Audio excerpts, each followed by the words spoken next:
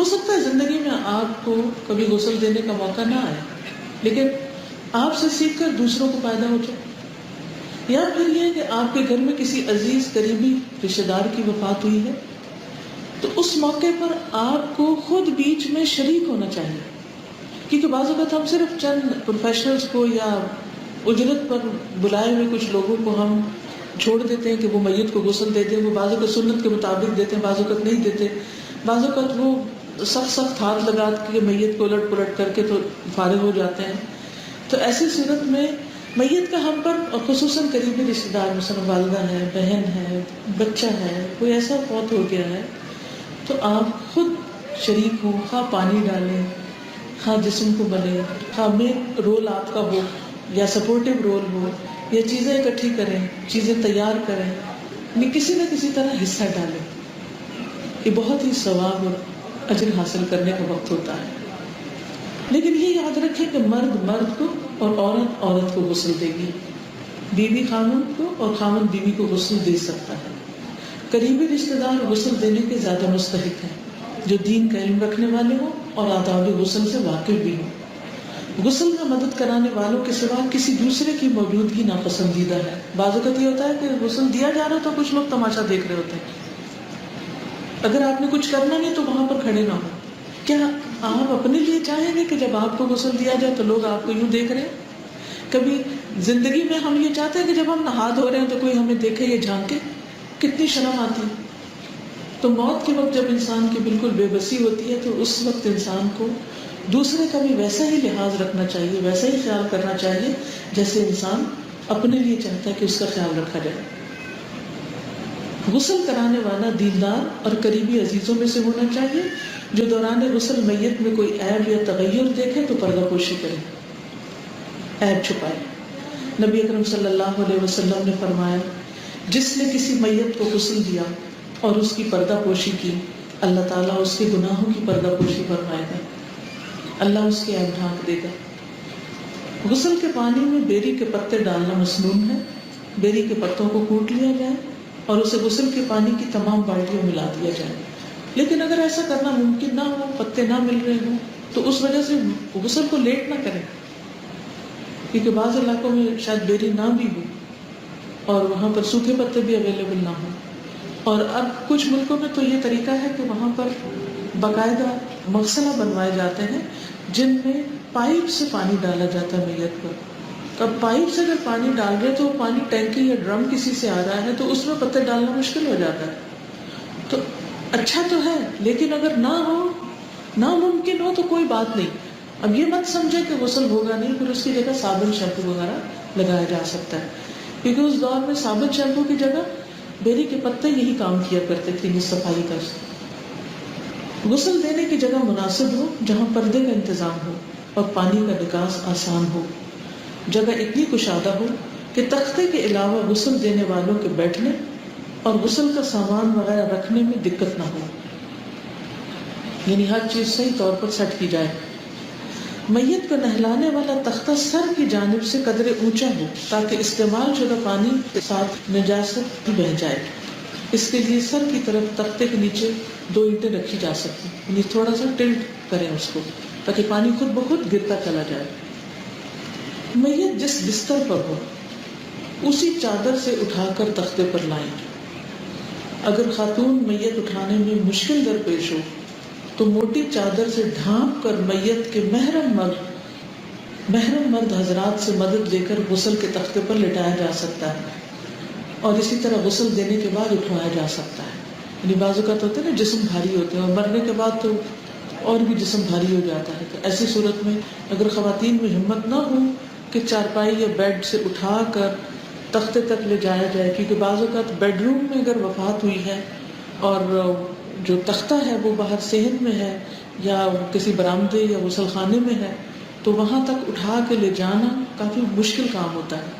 تو ایسی صورت میں محرم مردوں کو بلایا جائے اور میت کو اچھی طرح ڈھانپا ہو تاکہ بے احتیاطی میں اس کے جسم کا کوئی حصہ نہ کھل جائے، کیونکہ محرم مردوں کے سامنے بھی جسم کا سطر ہوتا ہے. غسل کی جگہ داخل ہونے سے پہلے بسم اللہ اور غسل خانہ میں داخل ہونے والی مسنون دعا بھی پڑھ لیں. خاتون میت کے غسل سے پہلے بندھے ہوئے بال کھول دیے جائیں.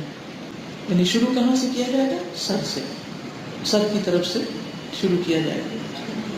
بال کھول دیے جائیں. خاتون میت کے پن، کلپ، چوڑیاں، بندے، ناک کا لونگ اور لباس وغیرہ میت کے جسم سے الگ کر لیں اور ان کو کسی محفوظ جگہ پر رکھ لیں. میت کے کپڑے آسانی سے نہ اتر سکے تو احتیاط سے کینچی کے ساتھ کاٹ لیے جائیں. ایسا کرتے وقت میت پر چادر ہونی چاہیے، نہ کپڑا کٹے اور اچانک اتار دے اور وہ ننگی ہو جائے. میت کو ننگے ہونے سے بچانا ہے. بس پھر وہی کہوں گی کہ اپنے آپ کو وہاں رکھ لیں کہ میں خود ہوں تو میرے لیے کیا کیا جائے. میت کو غسل دیتے وقت اس پر رنگدار پرنٹ والا کپڑا ڈال دیا جائے تاکہ گیلا ہونے پر بھی پردہ رہے. سفید کپڑا جو ہوتا ہے نا اس میں سے پھر وہ جھلکنے لگتا ہے جسم. یہ جیسے بستر کی بیڈ شیٹس وغیرہ ہوتی ہیں رنگین، ان کو استعمال کیا جا سکتا ہے. میت کو اس کپڑے کے نیچے سے غسل دیا جائے گا. میت کو بغیر دستانوں کے براہ راست نہ چھوئیں، خاص طور پر سطر پر کسی کی نظر نہ پڑے. یعنی خود دستانے وغیرہ پہن کر غسل دیں. کیونکہ بعض اوقات یہ ہوتا ہے کہ جو مرنے والا ہے وہ کسی خاص بیماری کا شکار ہوتا ہے، یا جرمز وغیرہ ہوتے ہیں، یا اوپر کے حصے کو تو ہاتھ، بازو، منہ وغیرہ پہ تو ہاتھ لگا سکتے ہیں، لیکن جو اس کے جسم کے ننگے حصے ہیں ان کو براہ راست اپنے ہاتھ سے ٹچ نہ کریں. یعنی شرمگاہ وغیرہ ہے یا بریسٹ ہے یا باقی حصے ہیں تو ہاتھ پر کوئی کپڑا، دستانہ، پلاسٹک کے جیسے یہ ڈاکٹرز کے ہوتے ہیں میڈیکل گلوز جو ہوتے ہیں وہ، یا پھر اگر وہ نہیں ہے تو پولیتھین کی جو تھیلی ہوتی ہے، پلاسٹک کی تھیلی، پلاسٹک بیگ، وہ ہاتھ پر چڑھا کے باندھا جا سکتا ہے اور اس سے جسم کو دھویا جائے گا. غسل دینے والے سب سے پہلے میت کا سر اٹھا کر آہستگی سے اسے بیٹھا ہونے کے قریب کر دیں. پھر اس کے پیٹ کو اطراف سے، چاروں طرف سے نرمی کے ساتھ دبایا جائے تاکہ جو کچھ نکلنے کے قریب ہو وہ نکل جائے، یعنی کوئی نجاست وغیرہ. اس موقع پر برابر پانی بہاتے رہیں تاکہ نجاست بہتی جائے. میت کو کس طرح کرنی ہے؟ اگر لیٹی ہوئی ہے نا تو اس طرح ذرا سا اٹھا کے بٹھائیں، پورا نہیں بٹھانا، یعنی اس کو تھوڑا سا ٹیڑھا کر کے اوپر کو لے آئیں اور پیٹ کو ملنا شروع کر دیں ہلکا ہلکا ہلکا، تاکہ اگر کوئی اندر گندگی وغیرہ ہے تو نکل جائے. اور جب وہ مل رہے ہو تو اس وقت پانی بھی ڈالیں تاکہ کوئی نجاست ہے تو وہ ساتھ ہی نکل جائے، بہہ جائے. اب غسل دینے والا اپنے ہاتھ پر کپڑے یا پولیتھین کا لفافہ چڑھا کر میت کی طہارت استنجا کرائے. جیسے عام غسل میں بھی سب سے پہلے استنجا کیا جاتا ہے نا، اسی طرح میت کو بھی سب سے پہلے استنجا کرایا جائے. اس کے بعد استعمال شدہ کپڑے یا لفافے کو اتار دیا جائے اور دوسرا لفافہ یا دستانہ پہنا جائے. یعنی جس دستانے سے آپ نے استنجا کرانا ہے اس دستانے سے باقی جسم کو نہیں دھونا، یہ یاد رکھیں. تو ایک سے زیادہ لفافے یا دستانے آپ کے پاس ہونے چاہیے. غسل کروانے والے غسل کی نیت کر کے بسم اللہ پڑھ لیں. داہنی طرف سے شروع کرتے ہوئے نماز کی طرح مکمل وضو کرایا جائے. یعنی پہلے استنجا پھر کیا؟ وضو. دوران وضو ناک اور منہ میں پانی نہ ڈالا جائے بلکہ روئی یا کپڑا تر کر کے اس سے دانتوں اور نتنوں کو صاف کر دینا کافی. یعنی روئی کی یا کپڑے کی وہ چھوٹی سی وہ بنا کے بتی سی تو اس کو ناک کے اندر پھیر دیا جائے اور اسی طرح منہ کھول کے دانت وغیرہ بھی صاف کر دیے جائیں.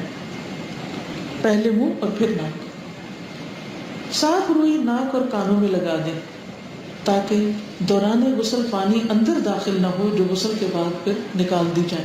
یعنی روئی کی چھوٹی چھوٹی گولیاں بنا کے کانوں کے پار بھی، ناک کے پار، تاکہ پانی نہ جائے. بیری کے پتوں والے پانی کو استعمال کرتے ہوئے صابن کی جھاگ یا شیمپو سے سر کے بال اور داڑھی کو آہستہ سے انگلیاں پھیر کر دھویا جائے. جیسے اپنا سر شیمپو کرتے ہیں اسی طرح میت کا بھی سر شیمپو کیا جائے. پہلے میت کے سامنے کے دائیں حصے کو دھویا جائے، یعنی فرنٹ ایریا میں رائٹ سائڈ. پہلے ہر چیز دائیں طرف سے شروع کرنی ہے، یہ یاد رکھنا ہے. پھر بائیں پہلو کے بل ہلکی سی کروٹ دے کر دائیں طرف کا پچھلا تمام حصہ دھو لیا جائے. یہی عمل بائیں طرف دہرایا جائے. یعنی جیسے یہ میت لیٹی ہوئی ہے تو پہلے کیا؟ دائیں طرف اوپر سے، پھر ذرا سا یوں موڑ کے نیچے سے، پھر بائیں طرف پہلے اوپر سے، پھر ذرا سا موڑ کے نیچے سے، اوپر سے لے کے نیچے سے ٹانگوں پاؤں تک سب دلوا دیا جائے. جب اس طرح دھو لیا جائے تو ضرورت کے مطابق تاقدر 3، 5، 7 مرتبہ میں غسل کا پانی میت پر بہائیں. کوئی لوٹے کے ساتھ بہا سکتے ہیں یا مگ کے ساتھ یا پائپ کے ساتھ، جو بھی سہولت ہو. آخری بار پانی میں کافور ڈالنا مسنون ہے. کافور نہ ملے تو کوئی بھی خوشبو پانی میں ملا لی جائے. ہمارا دین کتنا خوبصورت ہے. زندہ انسان کے لیے بھی اہتمام ہوتا ہے، لیکن میت کے لیے بھی اہتمام کرنے کی ضرورت ہے. حالانکہ ہمیں پتہ ہے کہ وہ مٹی میں جا رہا ہے، اس کا جسم گل جائے گا، لیکن مومن کا ایک احترام ہے. اور اس سے یہ بھی پتہ چلتا ہے کہ ہمارے دین میں پاکیزگی، صفائی ستھرائی کا کتنا اہتمام ہے. صرف زندوں کے لیے نہیں، مردوں کے لیے بھی صفائی. اور اس سے ہم سوچیں کہ اگر مردے کے لیے اتنی صفائی ستھرائی کی جا رہی ہے تو زندے کے لیے کتنی صفائی کا اہتمام ہونا چاہیے، اور خصوصاً عبادات کے وقت. میت کو مختلف اوقات میں 2 بار غسل دینا درست نہیں، ایک ہی غسل کافی. بعض اوقات ایسا ہوتا ہے نا کہ کہیں ایک جگہ میت کی وفات ہوئی تو غسل کر کے کفن پہنا کے اس کو رکھ دیتے ہیں، پھر وہ کسی اور جگہ لے جائے جاتی وہاں دوبارہ شروع کر. ایسا کرنے کی ضرورت نہیں، ایک غسل کافی. میت کو تولیے سے خشک کر کے اوپر خشک چادر ڈال کر گیلی چادر نکال دیں، اور اس نکالنے کے لیے بھی اسی طرح پہلے ایک طرف سے نکالیں پھر دوسری طرف سے بل دے کے نکالیں، یعنی سائڈ بدلوا کے نکالیں. غسل کے بعد خاتون میت کے بالوں کی کنگھی کر کے 3 چوٹیاں لٹے بنا کر پیچھے ڈال دیں، یعنی چوٹیاں بنا لیں، ایک درمیان کے بالوں کی، ایک رائٹ کے اور پھر پیچھے ہی ڈالی جائیں گی، آگے کی ضرورت نہیں. ہنگامی حالات، بیماری، ایکسیڈنٹ یا جلنے کی وجہ سے میت کو غسل دینا ممکن نہ ہو تو میت کو تیمم کرا کے کفن پہنایا جا سکتا ہے. یعنی مٹی کے ذریعے تیمم کرایا جائے گا، اس کے ہاتھوں پر اور جو تیمم کے چہرے پر بس وہ مٹی پھیر دی جائے گی اور اس کا تیمم ہو جائے گا، اور یہی اس کے لیے کافی. کیونکہ بعض میتیں اتنی خراب ہو جاتی ہیں کہ جہاں ہاتھ ڈالو کوئی حصہ ہاتھ میں آ جاتا ہے، تو ایسی صورت میں پھر دھونا نہیں چاہیے اس کو، ورنہ وہ بہہ جائے گا. اللہ کی راہ میں شہید ہونے والے کو غسل نہیں دیا جائے گا. کفن دینا، نبی صلی اللہ علیہ وسلم نے فرمایا جس کسی نے کسی مسلمان کو کفن دیا اللہ تعالیٰ اسے سندس کا لباس پہنائے. تو ایسے موقع پر آگے بڑھ کر دوسرے کے لیے کفن کا انتظام کریں. بلکہ آپ کفن ڈونیٹ بھی کر سکتے ہیں مختلف جگہوں پر کہ آپ کی طرف سے کسی غریب انسان کو پہنایا جائے. دیکھیے جو لوگ زندگی میں پہننے کے لیے کپڑے خرید نہیں سکتے وہ موت کے وقت کفن کہاں سے خریدیں ان کے وارث. یہ بعض لوگ اتنی غربت میں فوت ہوتے ہیں کہ مرنے کے بعد وہ کچھ بھی نہیں چھوڑتے، پیچھے ہوتا ہی نہیں جو چھوڑے. ایسے لوگوں کے کفن کا خاص طور پر اہتمام کریں، اور زندگی میں کم از کم ایک کفن تو اگر اللہ نے آپ کو وسعت دی ہے تو کسی نہ کسی کو ضرور پہنائے، کیونکہ کل آپ کو اس کے بدلے بہترین ریشم کا جوڑا پہنایا جائے. کفن کے لیے صاف ستھرا اور سفید کپڑا استعمال کرنا افضل ہے. نیا اور سفید کپڑا میسر نہ ہو تو پرانا دھلا ہوا اور رنگ دار یا دھاری دار کفن بھی استعمال کیا جا سکتا ہے. یعنی سفید اچھا ہے، اگر نہ ہو تو کوئی بھی کپڑا پھر کفن بنایا جا سکتا ہے. نامکمل اور ناکافی کفن علاوہ مجبوری کے ناپسندیدہ ہے. آپ کو یاد ہوگی نا وہ صحابی مصعب بن عمیر جن کو کفن جب دیا گیا تو جب سر کی طرف سے ڈھانکا جاتا تھا تو پاؤں کھل جاتے تھے، جب پاؤں کی طرف کھینچا جاتا تو سر کھل جاتا تھا. پھر کیا کیا گیا؟ سر ڈھانک دیا گیا اور پاؤں کی طرف ازخر کے گھاس ڈال دی گئی. کفن کے لیے کپڑے کی مقدار یا پیمائش اتنی ضرور ہو کہ میت کا تمام جسم آسانی سے ڈھانپا جا سکے. عورت اور مرد کے کفن کے لیے یکساں پیمائش کی 3 موٹی صاف سفید چادریں استعمال ہوتی ہیں، جن میں سے ایک چادر دھاری دار ہو تو بہتر ہے. یعنی یہ اچھا ہے، لیکن اگر ایسا نہ ہو ساری سفید ہو تو بھی ٹھیک ہے. کفن باندھنے کے لیے 3 یا 5 عدد پٹیاں درکار ہوتی ہیں. سید عائشہ فرماتی ہیں کہ ہم نے رسول اللہ صلی اللہ علیہ وسلم کو یمن کی 3 نئی سفید سہولی چادروں میں کفن دیا تھا، جس میں نہ قمیص تھی اور نہ ہی عمامہ، بس انہی چادروں میں انہیں لپیٹ دیا گیا تھا. کفن کے لیے 3 چادریں میسر نہ ہو تو ایک چادر میں بھی کفنایا جا سکتا ہے. شہید کو کفن کی ضرورت نہیں، اس کو انہی کپڑوں سمیت ایک چادر میں لپیٹ کر دفنا دیا جائے گا. محرم ہوتا ہے دوران حج یا عمرہ پہ وفات پانے والا. اس کو غسل کرانے کے بعد کفن کی بجائے احرام ہی میں بغیر خوشبو لگائے بغیر سر ڈھانپے دفن کیا جائے گا، کیونکہ وہ جب اٹھے گا قیامت کے دن تو تلبیہ پکارتے ہوئے اٹھے گا، لبیک اللہم لبیک کہتا ہوا۔ کسی بھی ہنگامی حالت یا سفر کے دوران میتیں زیادہ اور کفن کم ہو تو ایک ہی کپڑے میں ایک سے زیادہ میتوں کو کفن دیا جا سکتا ہے۔ بعض اوقات ہوتا ہے نا، اچانک کوئی زلزلہ آ جاتا ہے، کوئی یعنی بڑے پیمانے پر میتیں ہو جاتی ہیں اور اتنا کپڑا میسر نہیں ہوتا، بلکہ زندوں کے لیے بھی نہیں میسر ہوتا تو مردہ کے لیے کہاں سے ہو، تو ایسی صورت میں ایک کپڑے میں دو لوگ بھی ڈالے جا سکتے۔ کفن لپیٹنے کا طریقہ کار: چارپائی کے درمیان ایک بڑی پٹی اور سر اور پاؤں کی طرف چھوٹی پٹیاں بچھا دیں۔ مضبوطی سے باندھنے کے لیے 5 پٹیاں بھی باندھی جا سکتی ہیں۔ اب چارپائی پر پٹیوں کے اوپر 3 چادریں بچھا دیں۔ چادر کی لمبائی میت کے قد کی لمبائی سے کم از کم 1 فٹ بڑی ہو تاکہ سر اور پاؤں کی جانب سے باندھی جا سکے۔ تختہ غسل سے میت کو اٹھانے کے لیے 2 افراد نیچے والی چادر کو سر اور پاؤں کی طرف سے پکڑیں۔ مزید 2 افراد چادر کے نیچے سے کمر کی جگہ تولیہ یا مضبوط کپڑا ڈال کر میت کو اٹھا کر اسی چارپائی پر رکھ دیں جس پر کفن پہلے سے بچھا ہوا ہے۔ پہلے اوپر والی چادر کے اوپر والے حصے سے خاتون میت کے سر اور بالوں کو سکارف کی طرح لپیٹ دیں، پھر بقیہ چادر سے اچھی طرح جسم لپیٹیں۔ دوسری چادر کو سر سے پاؤں تک لپیٹ دیں۔ آخری چادر لپیٹنے کے بعد سر، پاؤں اور کمر کی پٹیوں کو باندھ کر اس طرح گرہ لگائیں کہ قبر میں لٹانے کے بعد یہ گرہیں آسانی سے کھولی جا سکے۔ یعنی اتنی سخت گرہ نہ لگائیں کہ وہاں پر کھلے نہ، کیونکہ جب میت کو قبر میں لٹا دیا جاتا ہے تو پٹیاں کھول دی جاتی ہیں۔ میت کو کفن میں لپیٹنے کے بعد 3 بار خوشبو کی دھونی دیں۔ یہ ممکن نہ ہو تو عطر وغیرہ لگایا جا سکتا ہے۔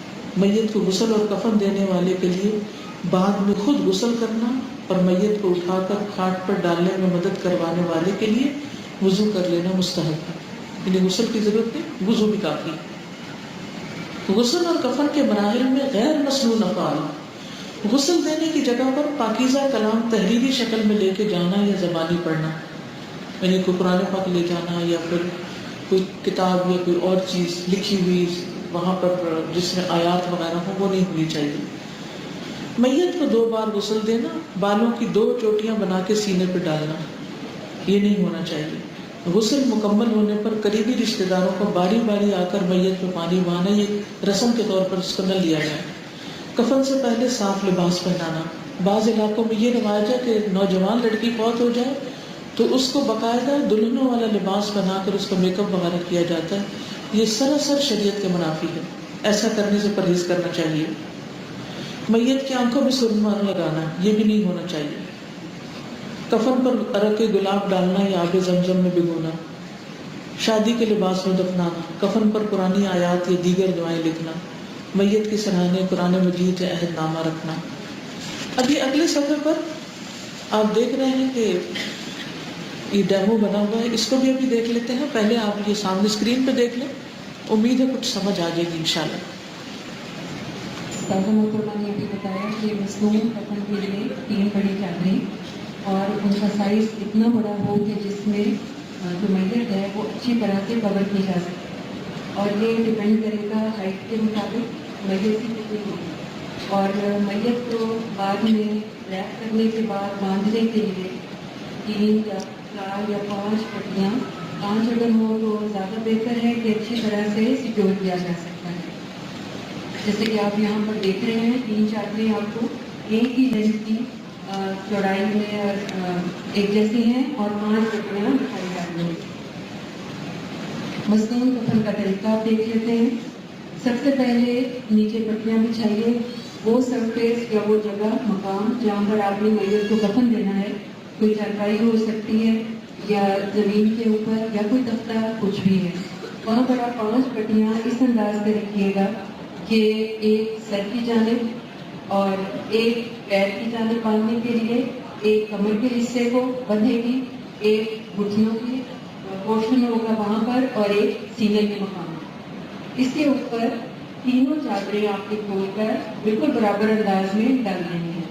پھر جیسے بتایا کہ میت کو لے کر آنا ہے اور آپ نے وہاں پر رکھنا ہے۔ یہ 3 چادریں آپ کو دکھائی جا رہی ہیں کیونکہ سفید ہیں، واضح نہیں دکھ رہا ہوگا، ایروز شاید دکھائی دے رہے ہیں۔ ہر ایرو اور اس کے ساتھ نمبر لگا ہے، جس سے یہ واضح کیا جا رہا ہے کہ 3 چادریں ہیں جو کہ یکے بعد دیگرے اوپر تلے بچھائی گئی ہیں۔ میت کو جب آپ نے چادروں پر لا کر ڈال دیا تو وہ اسی چادر میں ابھی اس کو لپیٹا گیا ہوگا جس کے غسل دینے کے بعد آپ نے اس کو ریپ کیا۔ اسی چادر کے ساتھ سطر ظاہر نہ ہو اور آپ اس مقام پر لے آئیے، خود نہ اٹھا سکیں تو محرم مرد حضرات سے کہیے وہ لے آئے یا 2-3 خواتین مل کر لے آئیے۔ میت کو لٹا دیں۔ ابھی پہلے والی چادر آپ نے نہیں اتاری۔ اس کے بعد سب سے پہلی چادر، یہ ایرو بتا رہا ہے کہ پہلی چادر کا ایک حصہ اٹھائیے۔ اس مقام پر ایک بات آپ کو بتا دوں کہ دائیں طرف یا بائیں طرف والا کوئی معاملہ سنت سے ثابت نہیں ہے کہ پہلے دائیں حصہ آئے گا یا بائیں حصہ آئے گا۔ تو پہلی چادر کا حصہ یہ ایرو کے مطابق اوپر آ رہا ہے، آپ دیکھیے ایک جانب سے ہم اٹھائیں گے اور میت کے اوپر سے لاتے ہوئے آپ نے اس کو میت کی کمر کے نیچے کی طرف دبا دینا ہے، بالکل اس طرح جس طرح کے رول کیا جاتا ہے یا کافی کو ریپ کر دیا جاتا ہے۔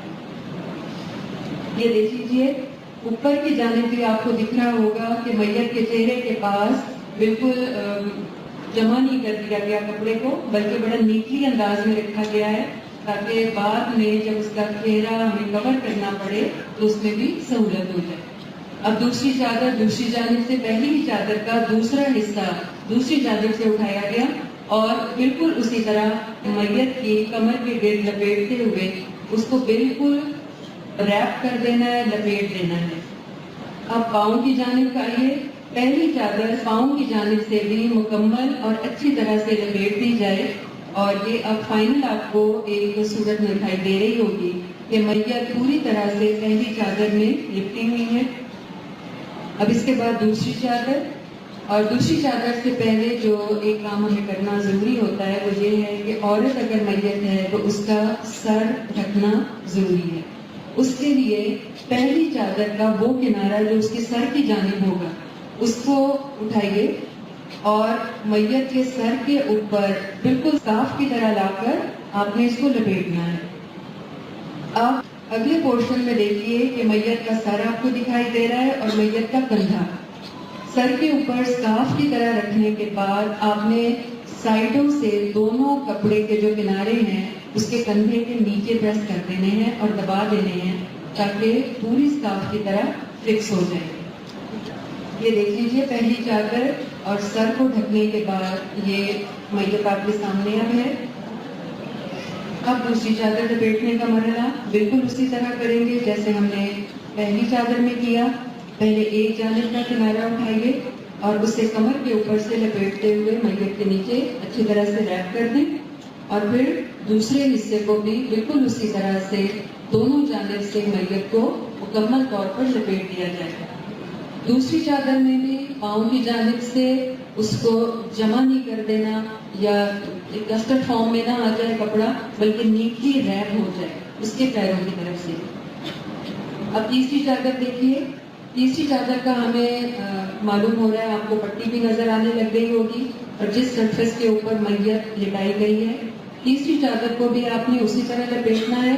ایک بات کو اگر آپ تھوڑی سی غور کر کے دیکھیے تو ہم نے ڈھیلے انداز میں نہیں کپڑا لپیٹا بلکہ ٹائٹ کر کے کس کے لپیٹنی ہے تینوں چادریں یکے بعد دیگرے تاکہ کپڑا لوز نہ رہے بالکل بھی۔ اس کی یہ دیکھیے بالکل کس کے لپیٹا جا رہا ہے، آپ کو دکھ رہا ہوگا۔ اس کی دوسری جانب سے بھی بالکل مکمل اس کو کھینچ کے اچھی طرح سے ریپ کرنا ہے۔ پیروں کی جانب سے بھی اب تیسری چادر کو لپیٹ دیجیے اور یہ تینوں چادریں لپیٹ دینے کے بعد یہ آپ کے سامنے اب ایک میت سامنے رکھی ہے۔ اس میں دیکھیے ڈھیلا پن چادر میں کہیں بھی نہیں دکھ رہا اور سر کی جانب سے ہم نے آخر میں کیونکہ آخری پٹی باندھنی ہے اس لیے میں دوبارہ آپ کو کہوں گی کہ آپ جب بھی ایک چادر لپیٹ لیں تو اس کو ایک گچھے کی شکل میں نہ رکھیے گا بلکہ نیٹ انداز میں وی فارم میں لے آئیں گلے کے پاس تاکہ آپ کو سہولت رہے اس کو دوبارہ پٹی باندھنے میں۔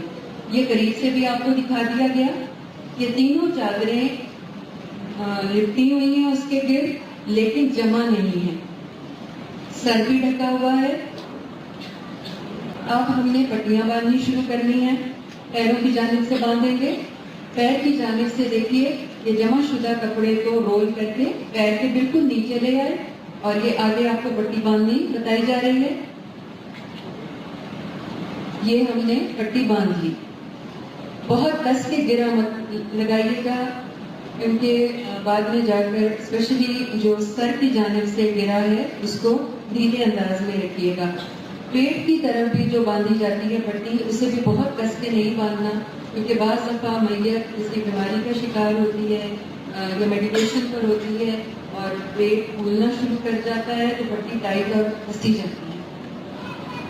اب دیکھیے یہ ہم نے گھٹنوں کی طرف جو دوسری پٹی رکھی تھی اس کو باندھا جا رہا ہے. یہ دیکھیے دوسری پٹی باندھی. اب یہ ہم نے کمر کی جانب پٹی باندھی. کمر کی پٹی کو آپ نے نہ تو بہت ڈھیلا رکھنا ہے کہ لوز ہو کے گرتی پھرے اور نہ اتنا کسنا ہے کہ جس کی وجہ سے تنا ہوا پیٹ نظر آئے. اب سینے کے اوپر چوتھی پٹی. یہ چاروں پٹیاں باندھنے کے بعد یہ ایک فائنل صورت آپ کے سامنے آتی ہے میت کی. یہ مکمل دیکھ لیجیے اس کو. اس انداز میں یہ کپڑا کہیں سے لوز نہیں ہے, کہیں سے بھی ایسا نہیں کہ اگر اٹھایا جائے اٹھانے میں مشکل ہو یا کیری کرنے میں کپڑا گر جائے یا خدا نخواستہ صدر ظاہر ہو جائے عورت کا. اب سر ڈھکنے کی بات آتی ہے یا سر کی طرف سے بقیہ دونوں چادریں لپیٹ کر اور منہ بند کرنا ہے ہمیں. پہلی چادر آپ دیکھ رہے ہوں گے سر کی طرف بالکل اسکارف کی شکل میں لپٹی ہے, کہیں سے بال نہیں نظر آ رہا. اس کے دونوں کنارے ہم نے کندھے کے نیچے دبا رکھے ہیں.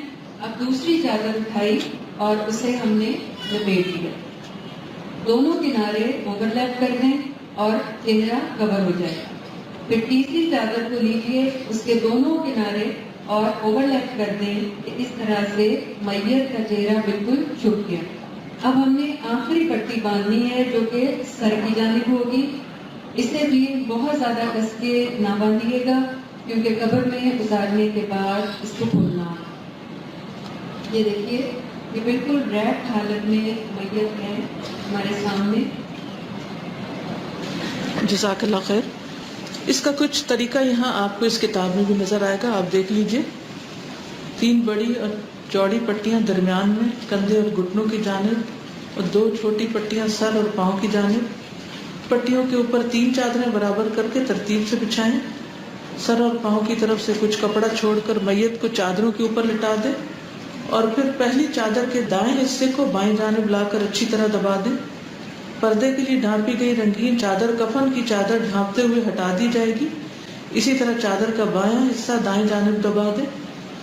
عورت میت کے لیے پہلی چادر کے سر کی جانب بچھے ہوئے حصے کو اٹھا کر اسکارف کی طرح لپیٹتے ہوئے اور سر اور بالوں کو اچھی طرح ڈھانپ دیں. اسکارف کے باقی کپڑے کو گردن کے پیچھے دبا دیں. اب سائڈ کے دونوں پلوں سے چہرے کو ڈھانپ دیں. اسی طرح دوسری چادر کو بھی سر اور پاؤں سمیت دائیں سے بائیں اور بائیں سے دائیں جانب لا کر اچھی طرح دبا دیں. اب آخری چادر کو بھی دائیں سے بائیں اور بائیں سے دائیں طرف لپیٹ دیں. اب کفن کو تصویر کے مطابق پٹیوں سے باندھ دیں جس میں 3 بڑی مین پٹیاں ہوں گی اور 2 چھوٹی سر اور پاؤں کی طرف. چلیے اس کے بعد جنازہ